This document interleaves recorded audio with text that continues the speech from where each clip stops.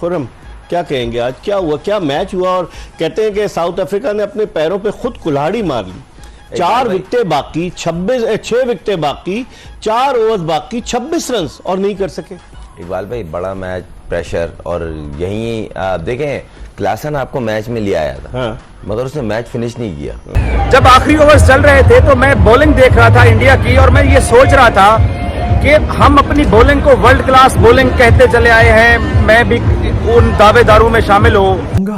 इस पूरी परफॉर्मेंस के ऊपर बाप परफॉर्मेंस। भाई साहब, ये होता है क्रिकेट, इसको कहते हैं क्रिकेट, इसको कहते हैं बाप परफॉर्मेंस। तो भी वो उसी जगह बैठ के जिस तरह आंसू बहा रहे थे, और जीतने के बाद भी उनकी आंखों में आंसू थे, और एक डिफरेंट किस्म के कैरेक्टर है रोहित शर्मा।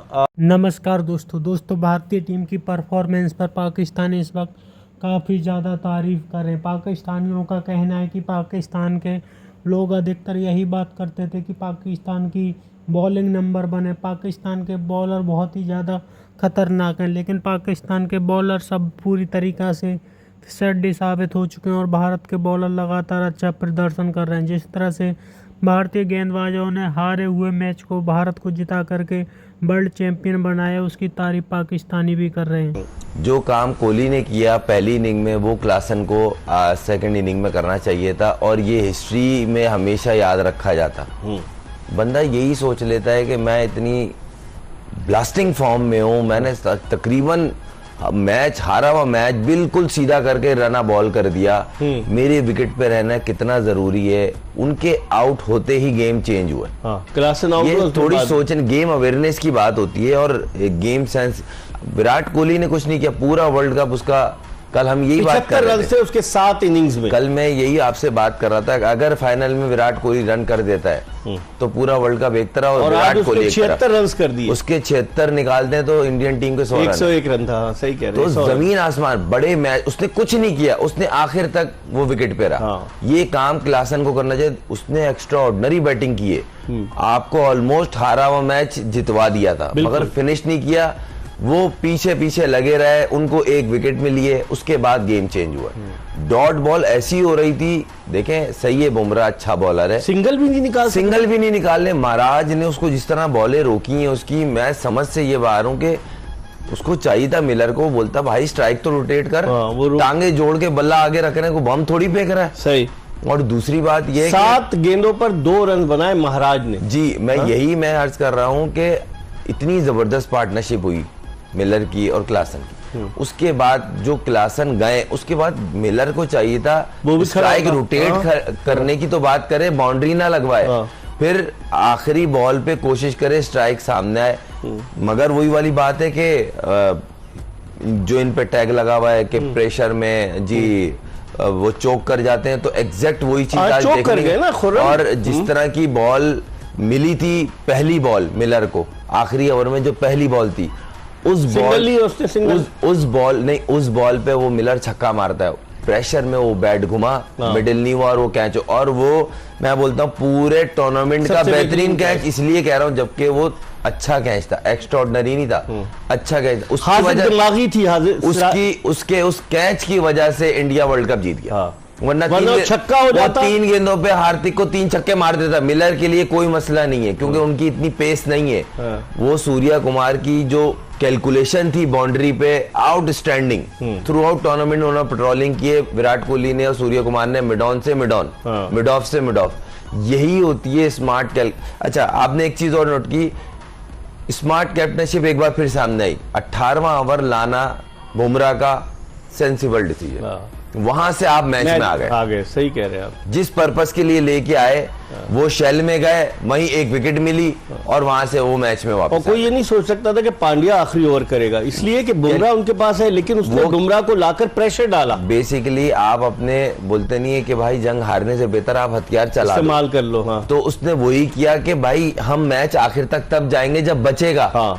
तो बुमराह ने अगर आउट कर दिया या हमें मैच में ले आया जो वो लेके आया है, तो आपको आखिरी ओवर वो जडेजा से करा दे या पांड्या से करा दे या किसी से भी आखिर में 15 रन का प्रेशर होता है। बिल्कुल सही है, मिलर खड़ा हुआ था, उससे नहीं लगी ना हिट, प्रेशर था बल्ला घूम के और फुल टॉस बॉल पे। सीरियसली कुछ वर्ड्स नहीं मिल रहे हैं, मुझे समझ नहीं आ रहा कि मैं किस तरह एक्सप्लेन करूं कि किस किस्म की परफॉर्मेंस दी है। डिजर्विंग ये थे, पिछले 10 साल से डिजर्विंग थी इंडिया की टीम, लेकिन जो इसके अंदर परफॉर्मेंस दी है, जो ये फाइनल हुआ है, अनरियल फीलिंग, समझ नहीं आ रही कि किस चीज के ऊपर बात करूं। क्या कुछ किया बुमरे ने, पांडू ने, कैप्टनसी किस किस्म की हुई है, क्या कुछ हुआ है। साउथ अफ्रीका चोक कर गया, चोक कर रहे थे, इंडिया वाले चोक करते आ रहे थे। होता यही है कि पिछले 10 साल से ये टाइटल जो है वो इंडिया वालों ने लिया हुआ था कि वो चोकर्स हैं। साउथ अफ्रीका माइंड कर गया, उन्होंने कहा बेटा तुम लोगों ने 10 साल से चोक कर रहे हैं, हम पिछले 4000 साल से चोक कर रहे हैं, खबरदार जो हमारा टाइटल छीनने की कोशिश की। ऐसे ही होता है, बॉबी बादशाह से किसी को कोई प्रॉब्लम नहीं हो रही थी, तो जब किसी एक शख्स ने किसी पॉडकास्ट में बोल दिया कि उसको बूबजी द किंग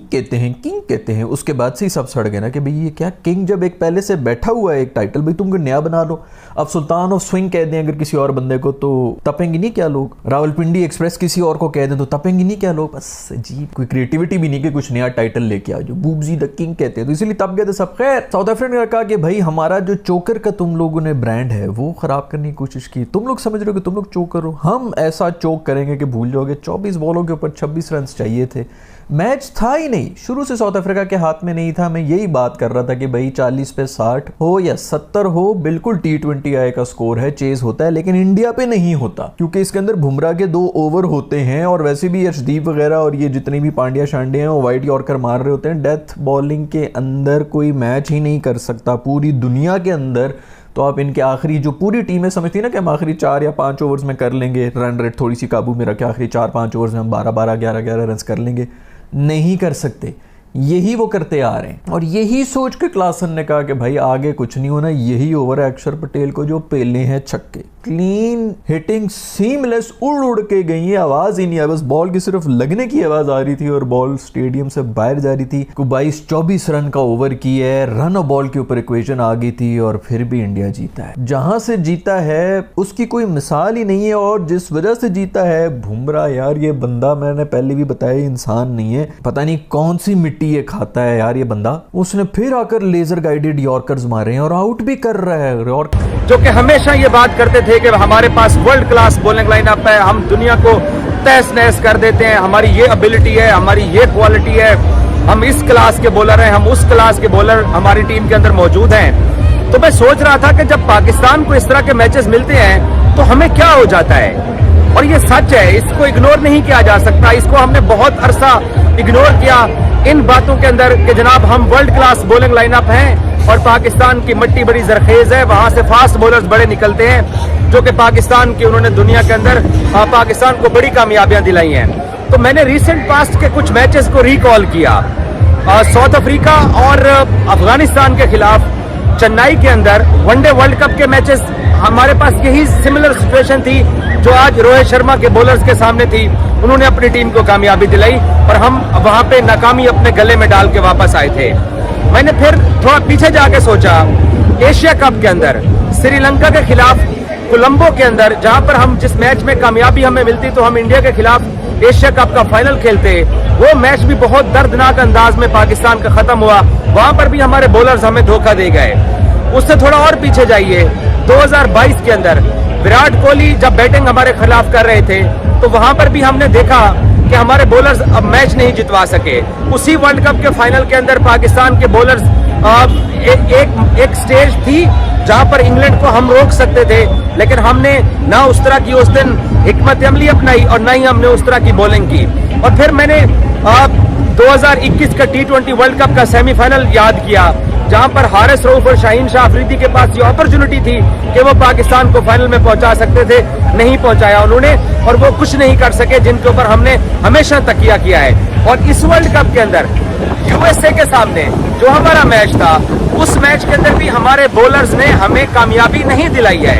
तो जो आज यहाँ अंदर बारबाडोस के अंदर फाइनल हो रहा था तो फर्क वाज़ेह दिखाई दे रहा था। अब बतौर पाकिस्तानी मेरा ख्याल है कि हमें ये दावा करना बंद कर देना चाहिए कि हम वर्ल्ड क्लास बॉलिंग लाइनअप के मालिक हैं। वर्ल्ड क्लास बॉलिंग लाइनअप का मालिक शायद अब इंडिया बन चुका है। तो दोस्तों, एक समय पर भारत को बिल्कुल भी उम्मीद नहीं थी कि भारत मैच जीत सकता है, लेकिन उसके बाद जिस तरह से बुमराह ने वापसी करवाई थी, उसके बाद भारतीय गेंदबाजों ने अच्छी लय पकड़ी और भारत बड़ी आसानी से मैच जीत गया। जिस तरह से भारतीय टीम मैच को जीत करके चैंपियन बनी है, उसकी तारीफ पाकिस्तानी भी करने पर मजबूर हो गए हैं, क्योंकि पाकिस्तानी हमेशा से पाकिस्तान की टीम की बॉलिंग को नंबर 1 बताते थे, लेकिन वही नंबर 1 बॉलिंग आज पूरी दुनिया में फिसड्डी साबित हो रही है और भारतीय टीम की बॉलिंग दुनिया में अच्छा प्रदर्शन करके दिखा रही है। भारत के खिलाड़ी जिस तरह से एक के बाद एक अच्छा परफॉर्म कर रहे हैं और बड़े बड़े टूर्नामेंट में लगातार अच्छा प्रदर्शन कर रहे हैं, उसकी तारीफ पाकिस्तानी भी कर रहे हैं, क्योंकि पाकिस्तानियों का मानना है कि पाकिस्तान की टीम पूरी तरीक़ा से फिसड्डी साबित हो चुकी है। पाकिस्तान के खिलाड़ियों के पास कोई भी टैलेंट नहीं और पाकिस्तान की टीम अब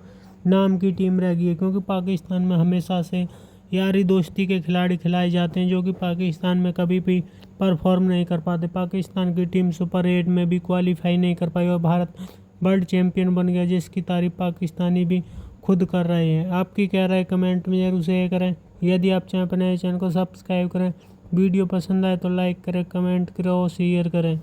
जय हिंद, वंदे मातरम।